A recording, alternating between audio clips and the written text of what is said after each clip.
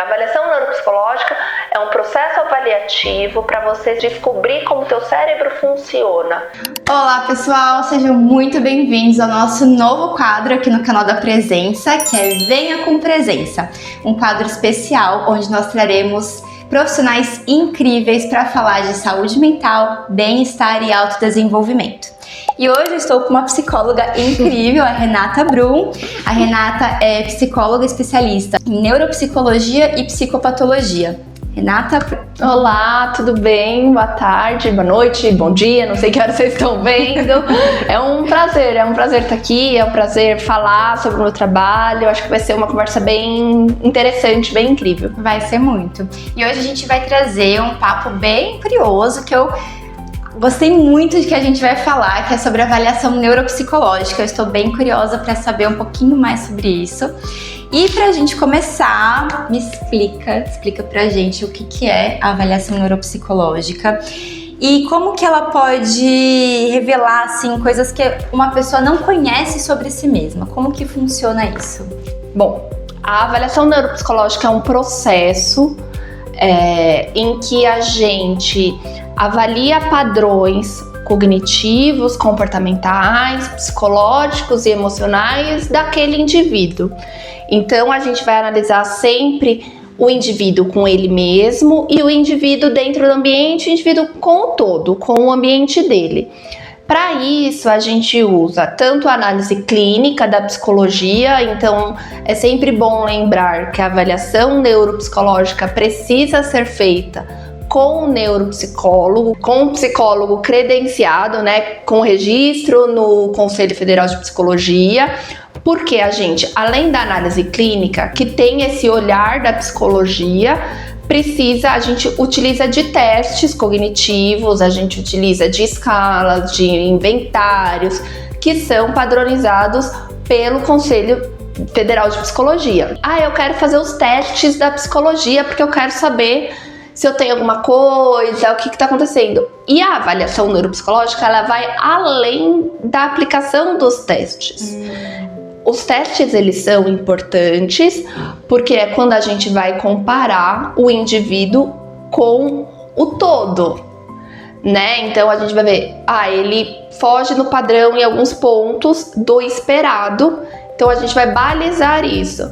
Mas a avaliação neuropsicológica é um processo de análise clínica, anamnese, de histórico de vida do paciente, se ele já tem algum diagnóstico, se ele não tem o diagnóstico. Se a gente está falando de criança, a gente faz reuniões com a escola, com os familiares, para entender qual que é a demanda, qual que é o contexto. Então, a avaliação neuropsicológica, ela é um todo para a gente verificar como o cérebro funciona, quais são os padrões cognitivos e como que ele aprende, como ele interpreta, como ele planeja. Tudo isso a gente consegue ver na avaliação. E aí você vai conseguir descobrir como que você funciona no mundo. A tua forma, por exemplo, a tua forma de aprender. Se você se escrevendo, se ouvindo, exato, se falando. Exato. Tem pessoas que vão para a escola, por exemplo, crianças que vão para a escola e que voltam com reclamação de não tem nada escrito no caderno. E aí a gente precisa entender por que essa criança não está copiando. Ela não está copiando porque ela é uma criança que aprende observando e ouvindo, porque aí tem uma questão de flexibilidade cognitiva, de controle inibitório, de planejamento cognitivo que dá tilt e a criança não consegue. Vai super bem nas provas, mas perde nota em... Não sei se ainda existe na minha época, porque a gente tinha participação e interesse, que era ter aquele caderno bonito, organizado. Na minha época tinha, gente. Não tem mais? Acho que não. Mas tem que é de organização psicomotora também, caligrafia. Né? Se perde, né? Tem criança que não consegue, porque não consegue ficar parada dentro de si. O cérebro tá com um monte de pensamento.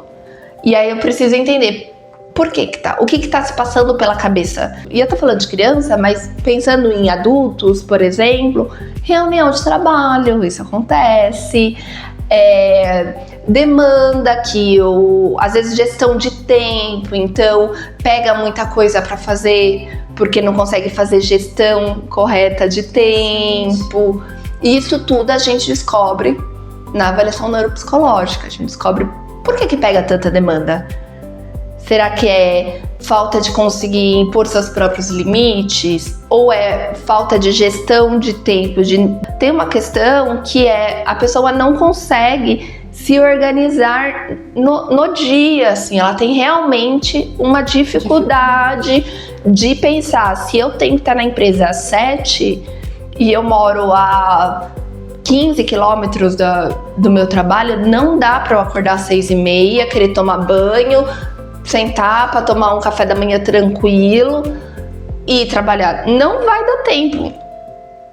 E tem gente que tem dificuldade mesmo. Tem gente que tem dificuldade mesmo e causa muito sofrimento para a pessoa. Causa muito sofrimento para a pessoa. Normalmente quem tem TDAH tem uma questão séria com gestão de tempo, porque é muita coisa, é um pensamento muito acelerado. E a pessoa se perde no próprio mundo e nas próprias demandas. E realmente, assim, esquece que o tempo tá passando. Aí, é o que a gente fala das intervenções. Então, por que você precisa saber, por exemplo, que você não lida bem com gestão de tempo? Porque você consegue intervir, você consegue falar, você consegue se expor, você consegue falar pro teu chefe, você consegue adaptar a tua vida. E eu acho legal a gente fazer a avaliação neuropsicológica para se conhecer e não para rotular. A avaliação, ela não vem no sentido de dar um diagnóstico. Primeiro que é um grande mito isso de eu vou fazer uma avaliação neuropsicológica e eu vou sair com um diagnóstico. Não. Você não vai sair com um diagnóstico. Você vai sair sabendo como o teu cérebro funciona. O conselho de psicologia até aprova diagnósticos, mas diagnóstico é com médico. Então, a gente segue o DSM bonitinho, mas diagnóstico é com médico. Você vai pegar, no meu caso, o meu paciente, a pessoa que me procura, ela vai sair com um relatório sobre o padrão, sobre todos os testes que a gente fez, com gráfico, toda a explicação, tudo bonitinho, e ela vai levar para um psiquiatra, para um neurologista, para um E aí o profissional médico vai ler e vai concordar, discordar, pontuar ou não, e aí ele vai diagnosticar. Mas a avaliação, não é o intuito da avaliação dar diagnóstico, o intuito da avaliação é mostrar como o cérebro daquela pessoa funciona. E aí, se for o caso de um diagnóstico, é muito comum que depois esse paciente volte para mim com o diagnóstico do médico para fazer para a gente ver as intervenções. Então, beleza, eu descobri que vamos pegar o transtorno da moda, o TDAH. Tenho TDAH. E aí, o que eu faço com essa informação? Como que eu trabalho? Então, pode ser para mim como neuropsicóloga, pode ser para um profissional da psicologia, por exemplo, psicologia clínica, para montar intervenções. Porque descobrir que você tem um transtorno, o que isso quer dizer para você? Eu quero melhorar, eu quero saber. Eu vou no médico, vou tomar uma medicação se necessário, mas tem alguma coisa que eu posso fazer? Tem intervenções, tem mudanças de rotina, que o psicólogo ajuda muito, tem intervenções psicológicas da psicoterapia mesmo, da TCC, que ajuda muito, mudança de padrão de pensamento, de comportamento, do que... Eu sempre falo que o óbvio não existe. O óbvio não existe. Só que a gente aprende que tudo é óbvio, né? Eu nasci assim, eu vou ser sempre assim. Quando a pessoa volta com o diagnóstico, a gente vai mostrando que não, que tem algumas coisas que dá para mudar e tem coisas que não dá porque é teu padrão cognitivo. Você vai ter muita dificuldade. Mas você também pode aprender a fazer de uma forma que auxilie esse Isso, padrão. e aí você se adapta. Você tem ferramentas, regulação emocional, por exemplo. Hoje em dia você tem um monte de ferramenta. Isso ajuda muito. Só que a gente só aprende com profissionais, normalmente. Que existe para te auxiliar, assim, descobrir como teu cérebro funciona, suas potencialidades, suas habilidades e suas dificuldades, porque todo mundo tem suas dificuldades. A gente só vai descobrir quais são, aonde que a gente consegue mudar e onde a gente vai precisar adaptar. Porque acho que o objetivo principal é diminuir ou cessar um sofrimento psíquico. Tem situações que não vai dar para cessar, mas vai dar para diminuir. Agora vai ter situações que dá para cessar, dá para mudar. E viver uma vida melhor. Viver uma vida melhor, uma vida mais leve, uma vida com mais presença e uma vida se respeitando, entendendo quem é você, como você funciona. Porque às vezes os outros também, sabendo quem você é, se você consegue verbalizar para as pessoas quem você é, como você funciona, é muito capaz que os outros aprendam, lidem. Ah, Renata, mas é meu chefe, não tem o que fazer. Então a gente vai aprender a lidar, pelo menos enquanto você está nesse emprego, porque nada é muito permanente. Eu sempre falo para os meus pacientes, a vida não é permanente, a vida é instável. Igual a natureza. Igual a natureza, exatamente. Então contorna. Eu adoro exemplos da natureza, eu vou pegar o gancho, assim. A água e a pedra, ela não ultrapassa, ela contorna, né? Ela não se deixa ficar ali parada. Ela dá um jeito de escoer, de escoar. Não é exatamente a pedra que impede, é a água que se adapta. E passa, e flui, e segue, e vai. É sobre isso, assim. Eu acho que a avaliação, ela te dá esse mecanismo de entender por onde que ela anda, por onde que ela vai. Eu achei muito interessante. Isso me fez até pensar, né? Eu já tive muita dificuldade. Você falou de estudo. Eu nunca fui de estudar. Sempre passei muito bem na escola. Mas quando eu cheguei na faculdade, aí eu tive que aprender. E eu olhava todo mundo indo muito bem e eu muito mal. Eu falava, gente, o que tem de errado comigo? E aí eu entendi que pra mim, eu funciono escrevendo e repetindo verbalmente. Isso muda a nossa vida, porque até então eu me rotulava burra. E é uma coisa que me gerou um sofrimento, né? E isso também é meio que de fases, assim. Pode ser que na escola, igual você falou, você ia muito bem, então você ainda não sabia como isso funcionava. Porque na escola, talvez o conteúdo da escola fosse fácil pra você assimilar. Eu nunca me preocupei em estudar, nunca. Então, passava. Chegou na faculdade, eu imagino... Gente, eu não gosto de número, sempre tive muita dificuldade e tal. Então eu imagino que faculdade de farmácia deve ser um negócio tenebroso, assim. E aí, você mudou, saiu do nível fácil e foi pro nível hard, assim. E teu cérebro teve que aprender a fazer novas conexões neurais e descobrir como que ele ia reter aquela informação. E aí você teve que fazer algo que pra gente é muito natural, mas que é uma estratégia de intervenção, que é testar. Você testou, você viu, bom, aquela história de só ouvir, igual fazia no colégio, não funciona. Fui muito mal, levei bomba. Tá, então eu vou tentar fazer resumo, vou escrever, tentar. Não rolou, pronto. Você testou e a gente só aprende testando. Qual que é a grande questão? E aí falando de vida e de psicologia clínica e da neuro, que é a gente tem medo de testar. E falhar, e ser julgado, e todos os pensamentos que vêm junto com o medo. E aí o que a gente faz? A gente não testa. E a gente usa muito o viés de confirmação. Então, se eu tenho um pensamento, eu vou usar de todas as estratégias e memórias que eu tenho sobre como aquilo faz sentido e dá certo, e eu ignoro todas as outras possibilidades. E quando você coloca para teste, qualquer coisa que você vai fazer, não necessariamente na primeira vez que você fizer vai dar certo. Normalmente não vai. Normalmente vai dar errado. Não vai ficar perfeito. E aí, o que a gente faz? A gente usa isso como viés de confirmação do eu tenho que ficar onde eu tô. É um reforço, né? É o reforço.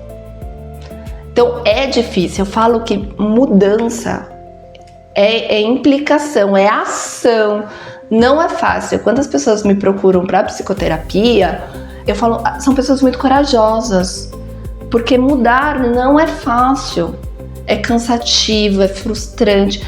Depois é uma maravilha. Depois você pega o ritmo da terapia, que você entende, que você começa a ver as mudanças. Mas não é fácil, é como musculação. Gente, não é fácil. Ninguém gosta. Ninguém gosta. Quem fala que gosta? Quanto é que você começa a ter um pouquinho de prazer? Quando você começa a olhar no espelho e falar, nossa, o músculo que não tinha tá aparecendo. Tô conseguindo pegar com mais facilidade. Porque vai criando esse caminho mental, né? Mas demora. Não é 2 dias depois que você começa a fazer musculação que você olha e fala assim, tô com um braço. Não, demora. Terapia é a mesma coisa. Demora. Essa avaliação, você comentou, o paciente vem pra mim, eu levo ele, eu mando ele para um psiquiatra e depois ele volta. Se ele não precisar desse diagnóstico, enfim, ele quer lidar com você, alguma mudança na vida dele. E você que dá o segmento na psicoterapia? Isso, aí é assim. Porque isso é importante dizer, assim, a pessoa não precisa ter um encaminhamento para procurar uma avaliação neuropsicológica. Ela pode vir, a gente chama de livre demanda, né, que eu quero fazer, enfim, eu quero conhecer meu cérebro, eu quero conhecer o processo. Ok, marca. As avaliações são longas, normalmente levam uns 2 meses, mais ou menos. São bem longas, tá? E aí, recebeu lá, eu fiz o relatório, a gente descobriu as potencialidades.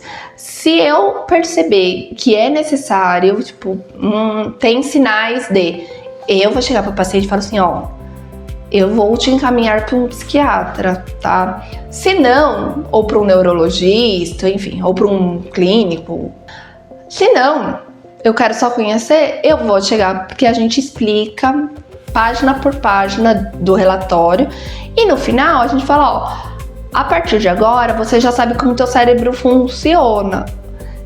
Aí a gente vai pensar numa segunda etapa, que é as intervenções, que aí pode ser com um psicólogo clínico ou com um neuropsicólogo, e aí no meu caso pode ser comigo, ou o paciente pode procurar outro profissional.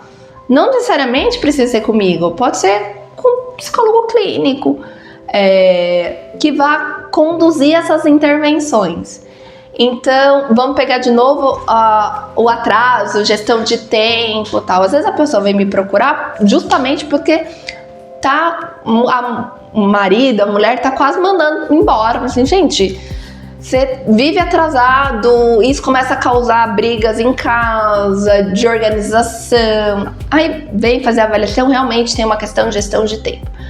Ok, como que a gente vai trabalhar? Porque o sofrimento era esse. Você me procurou porque você não sabe gerir o teu tempo. E geralmente a gente procura quando a gente tá com a dor, né? Exatamente. A gente não vem, eu quero me desenvolver, é porque tá doendo. Não. Todo mundo, avaliação neuropsicológica principalmente. Na terapia, às vezes a pessoa vem porque é estudante de psicologia e os professores falam e tem que falar e que tem que fazer terapia, tem que fazer supervisão. Então, você tem uma parte da população que está estudando psicologia e vem para se conhecer, se desenvolver, mas o resto da população vem na dor.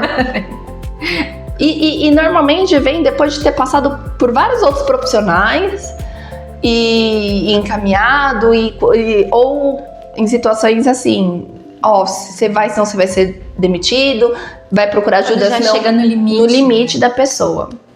E aí, assim, a gente escuta, acolhe e vai para as intervenções, para descobrir, bom, então tá causando sofrimento, a gente tem que olhar e como que a gente vai mudar. E psicoterapia é algo que a gente olha lá na pontinha do iceberg, que eu sempre falo. A questão era as brigas conjugais pela falta de organização, bagunça e gestão de tempo. Mas o buraco normalmente é muito mais embaixo. E aí a gente vai trabalhando pensamentos automáticos, depois as crenças, depois os padrões comportamentais, e aí a pessoa vai mudando, e a gente vai mexendo nas gavetinhas, e aí depois a gente vai mexer, eu sempre brinco assim, que a gente é tipo uma casa, então a gente começa assim, sutilmente fazendo uma limpeza na gaveta da cozinha, muito sutilmente, até que a gente chega no sótão. O meu objetivo é ir lá pro sótão, mas eu não posso, no primeiro mês de terapia, querer acessar o sótão. O sótão tá mais bagunçado. Onde tem poeira, aquelas caixas velhas. Que você nem sabe o que tem. Então não dá, porque a pessoa não tá pronta ainda pra acessar aquilo. Ela vai querer ficar com tudo. Ela vai querer abraçar tudo e falar, não, me pertence. Não vai entrar aqui. Então, é um processo sutil e maravilhoso. Resumindo. Então, vamos lá. Você explicou que a avaliação ela é capaz de mostrar habilidades, capaz de mostrar potências, de falar para a pessoa como que ela funciona e dizer se aqui não está funcionando, como que vai ser melhor contornar a situação para começar a funcionar, certo? De que forma você entende que conhecer o próprio funcionamento pode resolver algum problema da pessoa? Então, assim, como que ela conhecer como que ela funciona pode melhorar a relação dela com ela e com a vida? Eu vou te dar um exemplo. A pessoa é super ansiosa, não dorme bem, ela vai bem no trabalho, mas ela sempre chega super estressada. Chega no final de semana, ela não quer fazer nada. E aí ela começa a ter comportamentos autodestrutivos. Então come qualquer coisa, não faz exercício físico e acaba virando uma bola de neve. Como que você olha, como que a avaliação neuropsicológica olha uma pessoa assim? Tá. Na avaliação neuropsicológica, a gente vai avaliar o cérebro, os padrões cognitivos, mas também, como eu falei, psicológicos e emocionais. Ansiedade é transtorno de humor, né? Então, a gente tem que olhar, como eu sempre falo, é algo adquirido. Você não nasceu ansioso. Você se tornou ansioso por N motivo. Mas se você se tornou, você consegue voltar ou mudar. Você não necessariamente precisa voltar ao que você era, porque pensa só, se você só voltar, sem entender o que te fez se tornar ansioso, em algum momento pode ser que você vai voltar. De novo. Porque, exato, você vai ficar andando em círculo, assim. Tanto que a gente sempre fala que a gente precisa encontrar o núcleo do padrão ansioso, porque senão às vezes a pessoa que tem uma compulsão alimentar vai para outro extremo e faz atividade física em excesso ou desenvolve um transtorno alimentar. Porque a questão não é a comida. Exatamente. É um padrão. É um padrão. Qual a função daquele comportamento, né?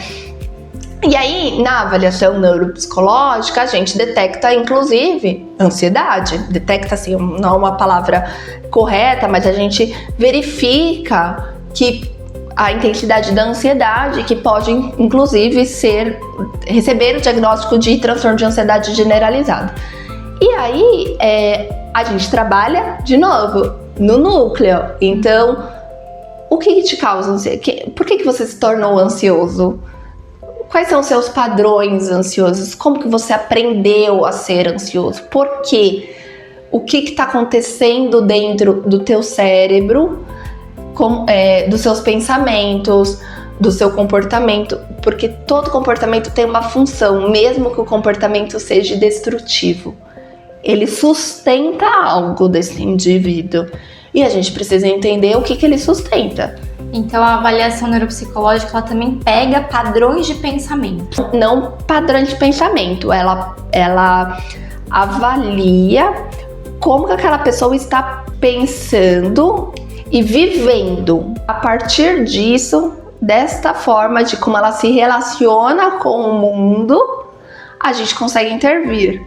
A gente consegue fazer as psicoterapias, as intervenções e mudar essa forma de pensar. Nossa, é muito legal, né? É maravilhoso. Caramba, que legal. É muito bom, mas requer implicação do paciente.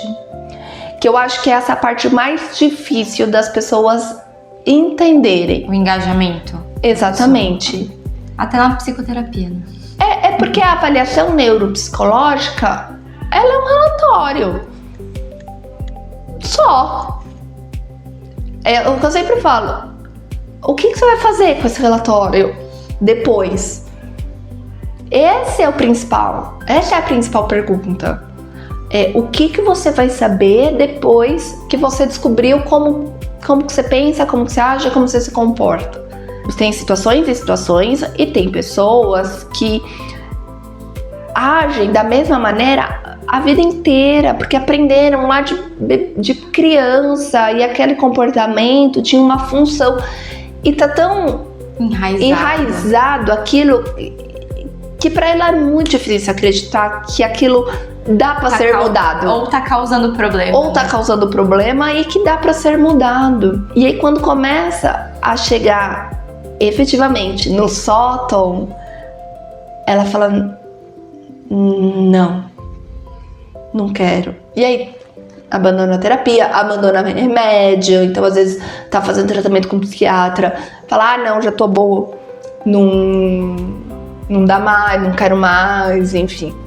Isso é muito comum, muito comum. Você comentou então dessa questão de avaliação dos pensamentos, né? Então a avaliação ela não vai pegar o padrão do pensamento, mas ela vai entender o que essa pessoa está pensando e qual a função desse pensamento para ela. Com a avaliação, é possível uma pessoa entender, então, se ela está tendo um padrão de pensamento disfuncional ou se o cognitivo dela não é capaz de absorver aquela demanda? Separar o que é uma crença limitante da pessoa e o que é de fato o cognitivo dela que não consegue fazer?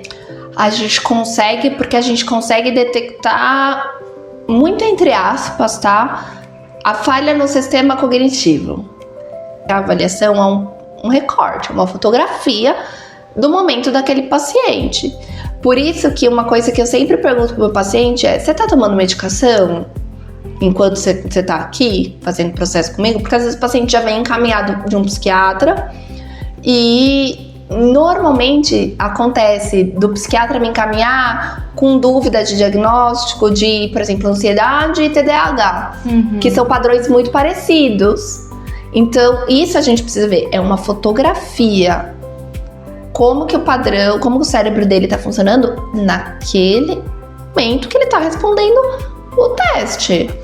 Pode ser que, tanto que a gente, por exemplo, tem alguns testes de atenção, de memória, que a gente faz 2, 3 testes diferentes em sessões diferentes, em horários diferentes, que é justamente para ver se é um dia ele tá cansado, então ele não foi bem no teste porque ele chegou do trabalho exausto, pegou um trânsito, tá exausto, ou se ele realmente tem uma dificuldade de memória, porque em 3 momentos diferentes ao longo do processo ele não foi bem, e aí ele tem um relato de ele é muito esquecido, ele é muito atrapalhado, e aí a esposa fala a mesma coisa, o chefe reclama que ele não entrega as coisas no prazo, fala, então realmente tem uma questão aí de memória que a gente precisa entender. Porque você vai descartar a possibilidade de ser algo cognitivo. E aí você consegue lidar com os medos dessa pessoa, né? Exatamente. Então se ela tá com medo, sei lá, de dirigir, um medo de seguir em frente na vida dela, alguma coisa assim específica, a gente consegue descartar todo o lado cognitivo e falar, ok, seu pensamento tá te levando para esse lado. Será que não é a hora da gente avaliar o que você tá acreditando? É isso. É exatamente isso. Legal. você descarta possibilidades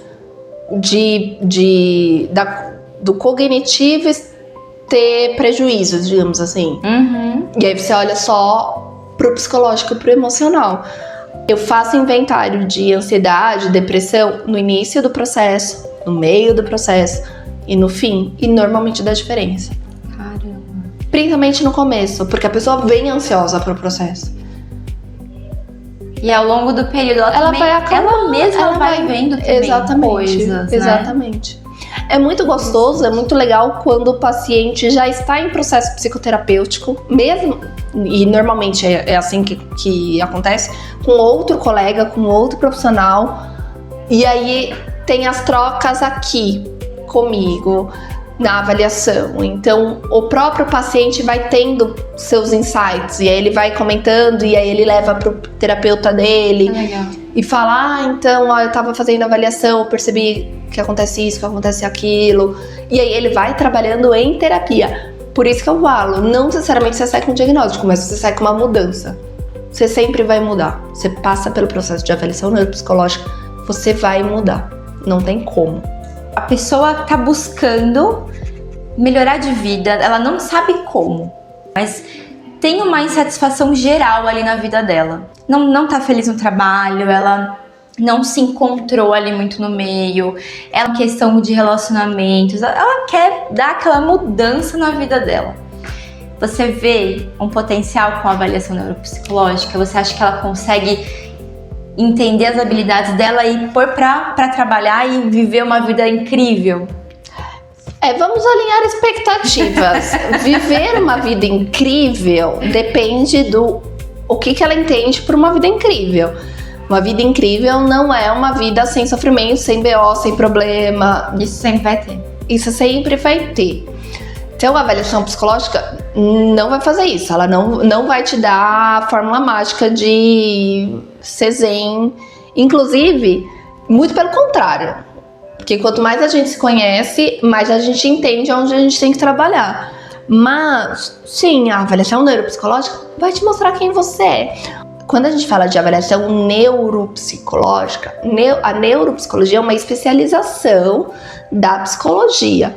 Pelo conselho, a forma, entre aspas, correta seria avaliação psicológica com ênfase em neuropsicologia. Porque quem faz a avaliação são psicólogos. E aí, te respondendo vai me ajudar? Se eu quero me conhecer? Vai, porque quem tá te avaliando é um profissional de saúde mental, é um psicólogo que estudou 5 anos, fez mais 2 de especialização, são 7 anos estudando o comportamento, o pensamento e a forma como o cérebro funciona. E que tá ali pra te guiar, e tá ali pra te guiar, pra diminuir as suas expectativas, pra te mostrar que a vida não é um Instagram, que ninguém tá vivendo essa vida de maravilhas.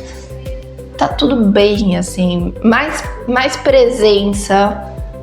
As pessoas vão entendendo que a vida não é literalmente um morango, como se diz, mas que é boa de se viver, se a gente tira as expectativas e lida com a realidade. E alinha os valores. E alinha valores, e alinha princípios. A vida tem um processo. E esse processo não é linear. Que eu acho que hoje em dia a gente também tá muito nisso. De buscar algo linear, contínuo. Então, se eu fizer tal coisa, se eu fizer tal curso, eu vou subir. Não. Porque a vida tem imprevisto, a vida tem fatalidades, a vida tem acidentes, a vida tem mudanças. E é isso, assim. Tem uma psicanalista que eu adoro, que ela fala assim, gente, a linha do eletrocardiograma, ela não é uma linha contínua. Se ela tá contínua, é porque deu ruim. Não tem mais o que fazer. É muito legal essa analogia. A linha do eletrocardiograma, ela é altos e baixos. E a gente precisa de altos e baixos. Quando a gente começa a entender que, ok, eu não gosto da parte baixa, mas eu sei que eu vou passar por ela, e como que eu resolvo aqui para passar por ela com menos sofrimento, você tenha uma vida melhor. Porque não é uma vida sem problemas. Mas é uma vida sem sofrimento contínuo, sem apego ao sofrimento. E aí, sabendo como que você lida e reage na situação, como que você pode fazer para você mesmo lidar de uma forma diferente, né? E aí você, inclusive, comunica. E aí, pra fechar o que a gente estava falando lá no início, pra que serve a avaliação? Pra você entender como você funciona e aí você consegue comunicar para as pessoas como você funciona. Então, o que dá pra mudar, a gente muda. O que não dá pra mudar, a gente comunica. A gente fala, olha, eu funciono da tal maneira. Isso não precisa nem ser algo biológico. Pode ser, eu, por exemplo, gosto de dormir cedo. Ponto. Eu não preciso esticar a corda e ficar acordada até a meia-noite, porque todo mundo fala que o legal é ficar acordada até a meia-noite. Se o meu padrão, se eu tenho sono, 10 horas da noite, por exemplo, por que eu não posso dormir meia-noite? Porque tá dormir às 10. Eu vou dormir às 10. Fique à vontade. Se eu tô recebendo visita, fica à vontade. Podem ficar aí. Fiquem à vontade. Eu vou dormir. Eu também faço isso. Eu vou dormir. E isso é pra tudo na vida. Você não precisa transformar o outro, mas você pode se respeitar. Respeitar seus limites, respeitar seus valores, tudo. Eu acho que isso é fundamental até para relacionamento, né? Falando disso nesse momento, porque a nossa vida é relação. A nossa relação com nós, a nossa relação com a vida. Então, o quanto é importante, né, a gente entender esses limites nossos para saber colocar eles pro outro e saber, né, lidar com as situações de uma forma melhor. E a gente fala de relacionamento pensando muito em relacionamento amoroso. Mas não, relacionamento. Com a gente, com amigos, com família, com a vida. Relações sociais são importantes, fazem parte. E uma coisa que eu observo é que a gente não sabe lidar com a gente, e aí a gente tá cada vez mais se fechando numa concha do o outro tem que me entender do jeito que eu sou. Não. Você tem que se comunicar. Então, já dizia a minha avó, o respeito começa onde o respeito termina quando o outro começa, enfim. A gente precisa começar a entender que a gente vive numa sociedade que é importante. Você precisa aprender a se comunicar, você precisa começar a aprender a conviver, senão fica do jeito que tá, insano. Exato. Porque você sempre acha que você tem a prioridade, o outro sempre acha que ele que tem a prioridade. E fica essa briga, né? E fica essa briga de ego, né? Pra gente finalizar, pensando nessa pessoa que quer mudar de vida, que tá, né, querendo, qual que é o primeiro passo? Qual orientação você daria pra ela dar o primeiro passo? Eu acho que se ela ainda não passou por um processo psicoterapêutico, esse é o primeiro passo. É buscar psicoterapia, avaliação psicológica, avaliação neuropsicológica, para se conhecer. Vem desarmado, vem tentando não buscar um diagnóstico, um rótulo, vem para se conhecer. Às vezes é muito difícil a gente conseguir se olhar no espelho, muito difícil, mas a gente aprende tanto, a gente começa a gostar da forma como a gente tá, como a gente é, e aí a gente aprende que tem coisas que dá pra mudar e tem coisas que não dá, e a gente vai aprender a lidar. Então, principalmente, vai desarmado, né, sem preconceito, sem tentar adivinhar o que vai acontecer, o que vai ser descoberto. Só vai. Normalmente o paciente vem muito ansioso e aí ele começa a gostar muito do processo e no final muito paciente me fala: ai, Renata, porque depois que termina o processo das avaliações, dos testes, eu peço uns 15 dias, porque aí eu faço uma análise clínica, a mensuração dos resultados e faço um relatório. Quando não, ainda converso com pessoas próximas e tal. E aí depois chamo dali quase um mês que dá, pra pessoa vir aqui pra gente conversar e tal. E aí quando a pessoa volta, a pessoa fala: nossa, eu senti até falta de vir aqui no consultório fazer os testes, porque a gente bate papo, a gente conversa. Então é gostoso, é um processo gostoso, assim, de se conhecer, né? Você você se descobre. É simples desse jeito. Você acha que é isso. No final, acho que é isso. Você se conhece, você se descobre. E a gente tá com a gente desde sempre, né? É gostoso esse encontro. Por mais que tenham coisas que a gente sinta um pouco dolorosas no primeiro momento, a gente precisa desse contato com a gente, porque a gente vai passar o resto da nossa vida com a gente. Exatamente. Se a gente não se conhecer, não é? Exatamente, a gente vai passar o resto da nossa vida com a gente, então tem que ser uma companhia agradável. Não pode ser um cabo de guerra todos os dias. Não pode ser um cabo de guerra todos os dias, porque senão fica insuportável de se viver. Então eu acho que é isso, assim, venha se conhecer. Então tá bom, Rê, muito obrigada. Obrigada. Foi ótimo mesmo. Obrigada pela abertura. Espero que o pessoal em casa tenha gostado também. Se vocês tiverem alguma dúvida ou quiserem contatar a Renata, a gente vai deixar aqui embaixo o contato dela. E é isso. Vejo vocês no próximo vídeo e até já. Tchau.